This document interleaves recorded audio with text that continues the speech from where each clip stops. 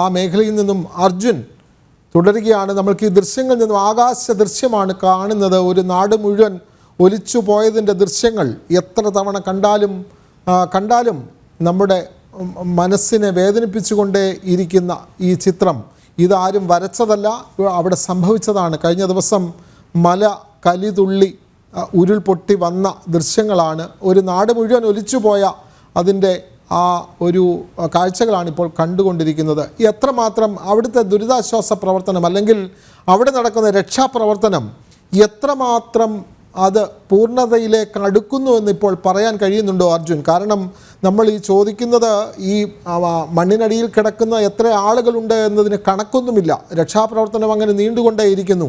രാവും പകലും രാത്രി മാത്രമാണ് ഒരു തടസ്സം, അല്ലെങ്കിൽ കനത്ത മഴ, ഇതൊക്കെയാണ് തടസ്സമായി വരിക. പക്ഷേ ഇപ്പോൾ നടക്കുന്ന രക്ഷാപ്രവർത്തനം എത്രമാത്രം ഇനിയും മുന്നോട്ട് പോകാനുണ്ട് എന്നൊക്കെ നമുക്ക് ഒന്ന് കണക്കാക്കാൻ കഴിയുന്നുണ്ടോ അർജുൻ?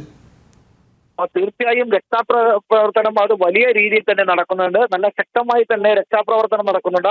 അല്പസമയം മുമ്പാണ് ഒരു JCB ഇത്തരത്തിൽ മുണ്ടക്കയിൽ എത്തുവാൻ സാധിച്ചിട്ടുണ്ട്. അതുപോലെ ഒരു പോസിറ്റീവ് ആയിട്ടുള്ള ഒരു ന്യൂസാണ്. ഇത്തരത്തിലൊരു JCB അവിടെ എത്തുകയും തുടർന്ന് പണിയെടുക്കുകയും ചെയ്യുന്നുണ്ട് എന്നുള്ളതാണ് നമുക്ക് മനസ്സിലാക്കാൻ കഴിയുന്നത്. പക്ഷേ ഇവിടെ വില്ലനായി വരുന്നത് മഴയാണ്. ഇത്തരത്തിൽ ശക്തമായ മഴയാണ് ആ പ്രദേശത്ത് ലഭിച്ചുകൊണ്ടിരിക്കുന്നത്. അതുകൊണ്ട് തന്നെ ഇത്തരത്തിലുള്ള റെസ്ക്യൂ പ്രവർത്തനങ്ങൾക്കൊക്കെ വലിയ ബുദ്ധിമുട്ടുകളാണ് നേരിടേണ്ടി വരുന്നത്.